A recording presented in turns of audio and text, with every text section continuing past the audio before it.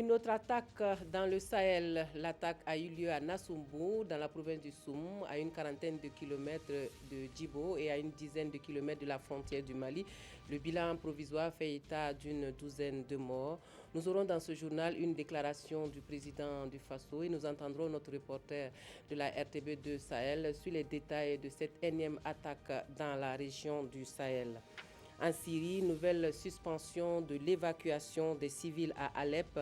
Plusieurs milliers de personnes avaient quitté la deuxième ville syrienne grâce à un accord entre les insurgés et le régime. Bonjour à tous et merci de nous rejoindre pour les actualités de la mi-journée sur la télévision du Burkina, de l'Appétit si vous êtes à table.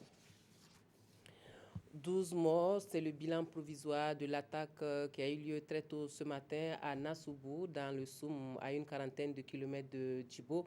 Nous retrouvons tout de suite au téléphone Joseph Bambara pour des précisions sur la situation qui prévaut en ce moment. Bonjour Joseph. Bonjour Marguerite Daniel. Joseph, dites-nous quelle est la situation sur le terrain en ce moment. Marguerite Daniel, il faut dire que ici même au groupement des forces antiterroristes, je passe à Nassumbu. Le bilan est de 12 morts, comme vous l'avez annoncé, dont un gendarme. Et lors de cette attaque survenue aux environs de 4h30 ce matin, du matériel a été incendié, dont un char, un camion de transport de troupes, un camion citerne.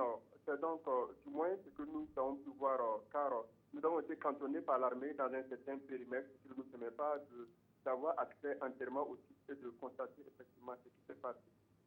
Est-ce qu'on a des précisions sur l'identité des assaillants ou leur mode opératoire, par exemple? Effectivement, les assaillants sont venus du côté de la frontière malienne. Ils étaient à bord de plusieurs pick-up et de plusieurs motos. Et donc, on prit d'assaut, effectivement, comme je disais ce matin, le mouvement des forces antiterroristes ce matin aux environs de 4h30 et ensuite repris la direction du Mali où ils sont dirigés afin de pouvoir rejoindre ce pays frontalier. On a également vent d'une opération de ratissage qui se mène en ce moment avec le général Zagré. Est-ce que vous avez des détails sur cette opération de ratissage? Effectivement, il faut dire que le chef d'état-major général des armées, le général Zagré, est sur les lieux et il est entouré d'une forte équipe. Et effectivement, les ratissages se poursuivent du côté vers la frontière afin de retrouver donc, les assaillants venus du Mali, comme je le disais. Et nos forces ont effectivement reçu le soutien de l'armée malienne.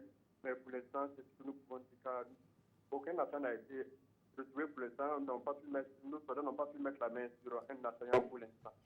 Merci Joseph pour ces détails liés donc à cette attaque qui a eu lieu très tôt ce matin à Nassumbu. Nous reviendrons sur cet événement dans nos prochaines éditions. Et à propos de cette attaque, le président du Faso qui a annulé un déplacement à Abuja au Nigeria vient de faire une déclaration. Rochmar Christian Kaboré condamne cette attaque et réaffirme la détermination du Burkina Faso dans le combat contre le terrorisme, une déclaration que nous vous proposerons tout à l'heure en édition spéciale juste après ce journal. Autre point de l'actualité, le Burkina Faso et la Chine-Taïwan évaluent les projets exécutés entre 2015 et 2016 par le biais de la coopération bilatérale. La deuxième réunion du comité de suivi de la 10e commission mixte de coopération se tient aujourd'hui à Ouagadougou et devrait passer en revue une vingtaine de projets financés par Taïwan à hauteur de plus de 27 milliards de francs CFA. Moussa Ouedraogo, Vincent Kiendrebego. Après 2 années d'exécution de leur projet de développement, les experts du Burkina et de la Chine-Taïwan font l'évaluation de ces projets mis en œuvre dans la période 2015-2016. En attendant le bilan exhaustif, l'ambassadeur taïwanais se félicite. Presque tout le projet a été mis en œuvre comme prévu. Même pendant certains projets, pendant cette procédure, on connaît un peu de difficultés, surtout pour l'appel d'offres. Mais finalement, à ma connaissance, au mois de septembre, lors de la 11e commission mixte, on a revu un peu de tous les projets. On m'a dit à cette époque-là à peu près 80% d'exécution, globalement, pour tous les 20 projets. Mais aujourd'hui, les experts de les 2 délégations vont encore vérifier avec tous les détails pour voir est-ce que vraiment on peut atteindre jusqu'à 100%. À la 10e commission mixte de coopération entre les 2 pays en juin 2014, 20 projets avaient été retenus pour financement par la partie taïwanaise pour environ 27 milliards et demi de francs CFA. Je voudrais tout d'abord profiter de cette occasion pour saluer l'exemplarité de la coopération entre le Burkina Faso et la République de Chine-Taïwan.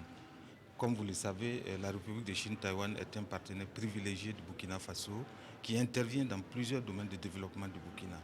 En septembre dernier, 26 nouveaux projets ont été identifiés et adoptés pour les 2 prochaines années. Les conclusions de cette réunion devraient permettre de tirer les enseignements pour plus d'efficacité dans leur mise en œuvre.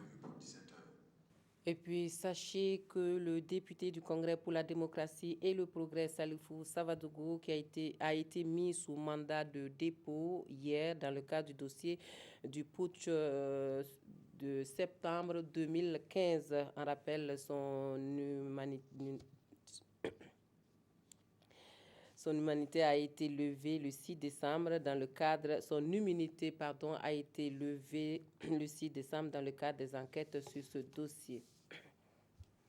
Direction la boucle du Moun, où le chef du gouvernement, en marge de lancement des travaux de la route Didi Tougan, a eu des échanges avec les forces vives de la région.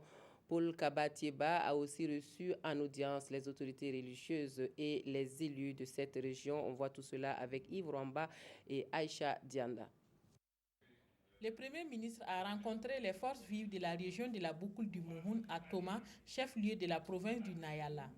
Une rencontre au cours de laquelle les différents représentants ont formulé des doléances. C'était donc essentiellement des questions d'infrastructure. Vous savez que le Nayala fait partie des 15 dernières provinces nouvellement donc créées. Et en tout cas, pour l'ensemble de ces 15 nouvelles provinces, quand même, il y a des questions d'infrastructure qui se posent. Lorsque vous prenez quand même la plupart des services, il n'y a pas de clôture. Il y a aussi des questions d'adduction d'eau potable et d'électricité. Il y a beaucoup de services, effectivement, qui n'ont pas accès à ces services sociaux. Il y a des services même encore qui n'ont pas de bureaux. Donc, ils occupent les bureaux à 3, 4, les matériels roulants. Et les CMA n'ont même pas d'ambulance. Beaucoup de jeunes sont qualifiés. Ils attendent d'être responsabilisés aussi pour apporter leur modèle de travail aussi. Nous avons été formés, nous avons des diplômes, nous avons des compétences. Et donc, nous pouvons aussi apporter quelque chose. Donc, la préoccupation, c'est vraiment l'emploi des jeunes, la promotion des cadres, et c'est ce que nous souhaitons. Paul Kabatieba promet transmettre ses doléances à qui des droits. Avant la rencontre avec les forces vives, le Premier ministre a reçu en audience les chefs coutumiers et religieux et les élus de la région. La Direction générale des impôts réfléchit sur ces systèmes d'informatique, un état des lieux qui permettra de dégager des perspectives pour une meilleure exécution des missions assignées à la structure. L'ouverture de la 5e conférence annuelle de la Direction générale des impôts avec Roger Kam et Vincent Kendrebogo. Ici réunis, les agents de la Direction générale des impôts du Burkina réfléchissent aux moyens de faire face aux défis qui se présentent à eux dans l'exécution de leur mission. Parmi ces défis, le recouvrement, mais aussi la qualité des services des impôts vis-à-vis de leurs usagers. L'informatique a permis à la DGI d'engranger des gains de productivité. En ce sens que le niveau des recettes s'est accru et également au niveau des tâches des agents, il y a eu un certain nombre d'améliorations.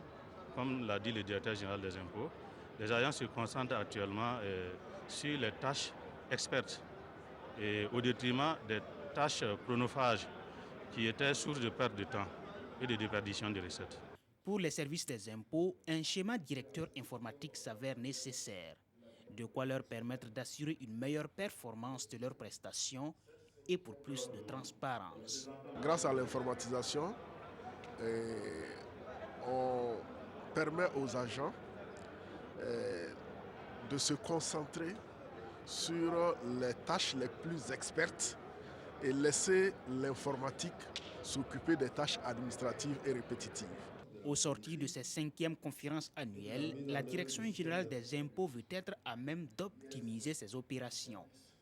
Pour l'exercice 2017, ces services tablent sur la somme de plus de 720 milliards de francs CFA à recouvrer.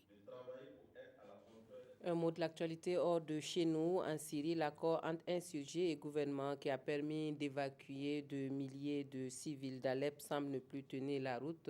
L'opération d'évacuation connaît une suspension depuis ce matin. À l'ouest d'Alep, des bus bondés font escale dans un camp monté par la Croix-Rouge. Des milliers de personnes ont été évacuées ce jeudi des dernières poches rebelles d'Alep, après la signature d'un accord entre les insurgés et le régime syrien. L'ONU estime à 40 000 le nombre de civils toujours présents dans les quartiers en ruine d'Alep-Est. Leur évacuation pourrait durer plusieurs jours. Selon l'accord, les civils et combattants doivent être déplacés vers l'ouest, dans la province d'Idlib, dernière place forte des insurgés. Les convois sont escortés par le Comité international de la Croix-Rouge et les Croissants rouges syriens et turcs. Nous travaillons avec le Croissant rouge syrien à évacuer les blessés, explique le président du Croissant rouge turc. Nous avons des installations à Idlib et sur le territoire turc. Des places attendent dans les hôpitaux.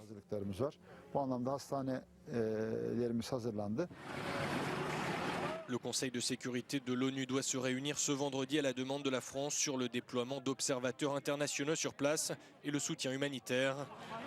Dans le même temps, le conflit syrien qui a fait plus de 310 000 victimes en 5 ans et demi continue. On témoigne la reprise il y a une semaine de la ville de Palmyre par l'État islamique. Le dossier Djibril Bassolé au cœur de l'actualité dans les quotidiens burkinabés. En sport, les 25 joueurs de l'équipe de Paulo Duarte en stage au Maroc dans la perspective de la CAN 2017. Abdoul Rasmane Zongo signe la revue de presse pour nous. Bien que coupé du Burkina, Bassolé est présent et agissant dans l'actualité nationale et lui imprime même une certaine marche. Et la polémique sur l'authentification des écoutes continue son bonhomme de chemin, suscitant au passage l'étonnement d'un confrère. Que reste-t-il dans le dossier Bassolé? Se surprend notre temps un peu en déphasage avec son temps. En effet, le journal se fie à la seule thèse des avocats du prévenu et selon laquelle les bandes sonores sont inexploitables. Objection, rétorque le parquet à distance, notamment dans l'Obs. Argument invoqué, les écoutes téléphoniques sont exploitables. Dans ce entre-deux, ce clair-obscur judiciaire, l'Obs perd son latin et clame « Le droit est-il toujours droit à tous les endroits ou à certains endroits? On ne sait plus à quel sens se vouer, à quelle version croire. Qui ne dit pas la vérité, se questionne notre confrère. » En attendant d'éclater la vérité, l'Express du Faso constate que Djibril Bassolé reste en ce moment même le plus célèbre prisonnier du Burkina. Le Burkina, par le biais de Paulo Duarte, sélectionneur national, nous quittons les joutes judiciaires pour parler foot, vient de convoquer 24 joueurs en attendant un 25e. Publie Le Pays pour un stage préparatoire au Maroc en vue de la CAN Gabon 2017. Ces étalons se sont entre-temps transformés en gladiateurs. L'image est de Sidoya. On les attend donc sur le ring, sur le rectangle vert. Voilà, je reprends pour vous cette information. Sachez que le député du Congrès pour la démocratie et le progrès, Salifou Savadogo, a été mis sous mandat de dépôt hier dans le cadre du dossier sur le putsch de septembre 2015. En rappel, son immunité avait été levée le 6 décembre dans le cadre donc, des enquêtes sur ce dossier. Et puis, par rapport à l'attaque très tôt ce matin dans le Soum, le président du Faso a annulé un déplacement au Nigeria et vient de faire une déclaration. Roch-Marc Christian Kaboré condamne cette attaque et réaffirme la détermination du Burkina Faso dans le combat contre le terrorisme. Une déclaration que nous vous proposerons tout de suite donc, après cette édition de l'actualité dans une édition spéciale. Merci à vous d'avoir suivi ces informations de la mi-journée sur la télévision du Burkina. Un excellent après-midi à tous et à toutes.